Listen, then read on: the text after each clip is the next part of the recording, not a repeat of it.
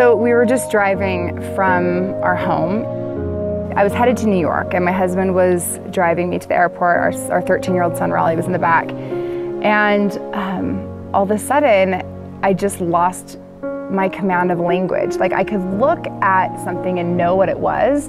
I felt as though I had a connection to the thing, and there was just an understanding of the thing, but I didn't have the language for the thing. At first, I thought I was just tired, or that I was just hot, or I wasn't sure what was going on. We ended up calling my brother-in-law, who's in medical school right now. He asked me to say my ABCs, and I couldn't. I just couldn't get them out. I could not find the language, and I knew at that point that something was terribly wrong. It was the most disorienting feeling of my life.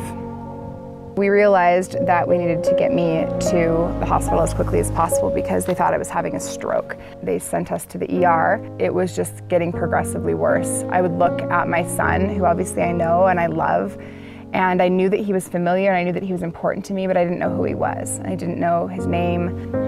Rachel. Rachel. Rachel. I don't know who that is. Our friends in Hawaii. Jace Boards. Jace and Rachel. Jace and Rachel. Yes. Jace and Rachel. And their kids. I do remember this one moment when they were getting me into the MRI machine and they asked me my name, and I just stared at them, and I just remember feeling like, I don't know. I don't know. From there, I was transferred to the Mayo Clinic where more tests were run. There still isn't a lot of clarity surrounding what happened. There's a chance it could happen again. It might not happen again. We just really have no way of knowing.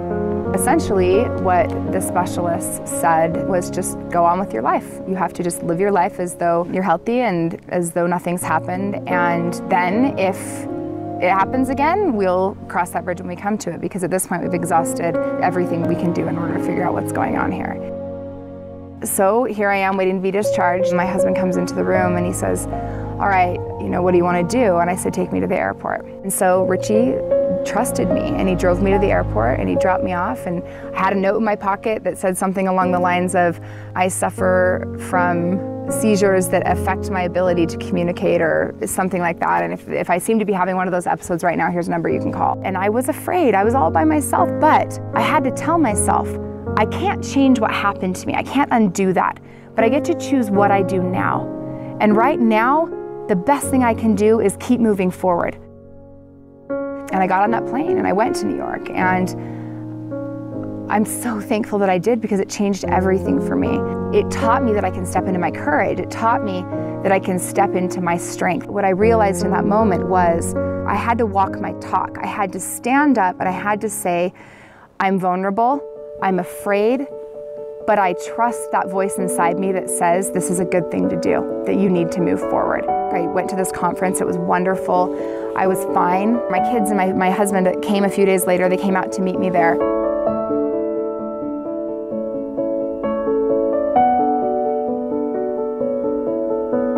Richie and I sat down and we chatted, and we just said, we get to choose what we do next. And thankfully, we've built our lives very intentionally so we can work from anywhere. So Richie and I talked about how short life is. It was the lesson we learned when my brother died. He was 21 years old, out of nowhere. He just didn't wake up one morning. And then our little boy, we expected to have an entire lifetime with him, and we didn't. That was cut short. We can't choose that. We can't change that. We can't undo that. That was just the reality. And then the foster kids are these sweet babies that we love with our whole hearts. They didn't grow in me, they grew in my soul. And I love them with all of me, and we miss them deeply, and we cannot undo the fact that they are no longer a part of our family. And then my health. I mean, in this moment, I'm fine, and I may be fine forever and for always, and that is certainly my intention, that is certainly my prayer, but that's not a guarantee, because nothing is a guarantee. And so that lesson, life is short. We have to live now.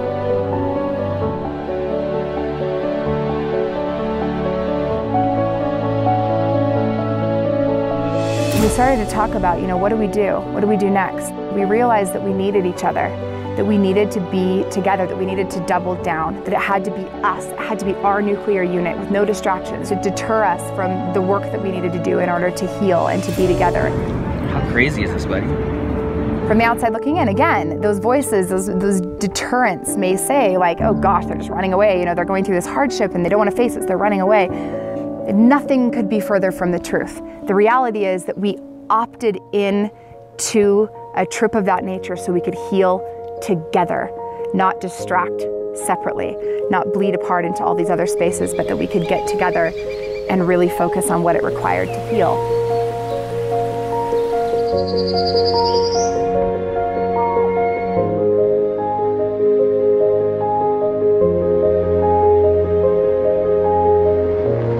There's this whole movement right now around the idea of a bucket list, all the things that we want to accomplish before we die. And we started to talk about the fact that, gosh, a bucket list is kind of a horrible way to live, because basically you're saying, these are all the things I want to do before I die. So you're waiting and you're postponing so that then at some point you can do all this stuff before you die. It just didn't make sense.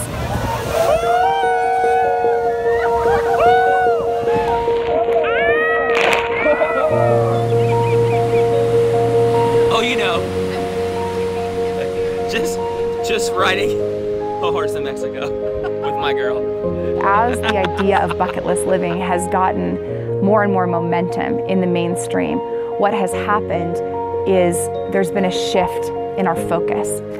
And unfortunately, there's a lot of people who are getting really wrapped up in, look at me, look at what I'm doing, look at how cool I am. Then there's this correlation between what they're doing and their worth. Well then, if what they're doing shifts for whatever reason, suddenly they're measuring their own life and what it is that they're up to against what they're seeing others do, and it's affecting our worth. And it's making us feel as though if no one sees it, it's somehow less meaningful. And so we started talking, gosh, what can we do? How can we reframe this for people? Because it's our desire to influence for good. That's our deepest desire. And we realized, gosh, it's not about what you do. Ultimately, the greatest joy that we experience in life is because of who we become. What country are we in? Lincoln's hiding. The word ruckus means uprising. And when you live a life from a space of ruckus, you're listening to that divine light inside of you. You're being brave enough to say, other people may look at this and think that this is crazy, but it's coming from in here, and I trust that source. I trust that light. We're in Oregon, crabbing. Hello, crab. Hello. Hello, mate. And so Richie and I decided, gosh, here we go. We are gonna go on this trip and we're not gonna come back until we feel done.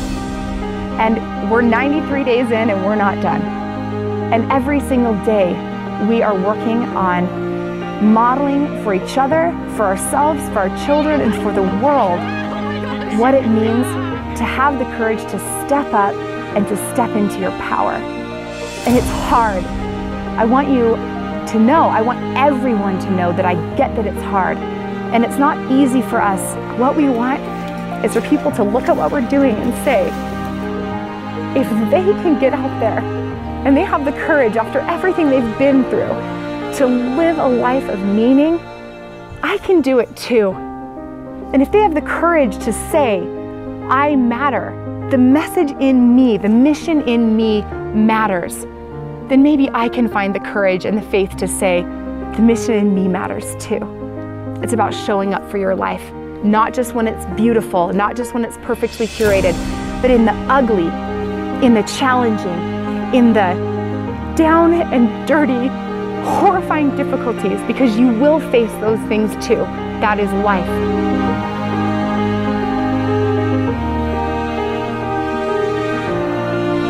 Listen to that uprising within you. Trust it. It's my invitation to start, to show up for your life and to show up now, today, in this moment, to become who it is that you're meant to become so that you can bless the lives that it is that you are meant to bless, so that you can become the kind of person it is that you are meant to become. And it's not about the perception of others, it's about living with an integrity to what is within you, to who it is that you are meant to be, and the contribution it is that you are meant to make. And today is the day.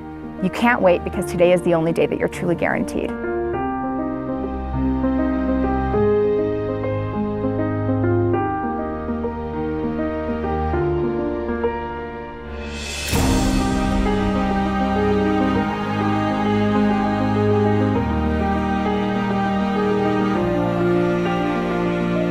I'm inviting every single one of you to be a part of this movement. Join the Ruckuslist family.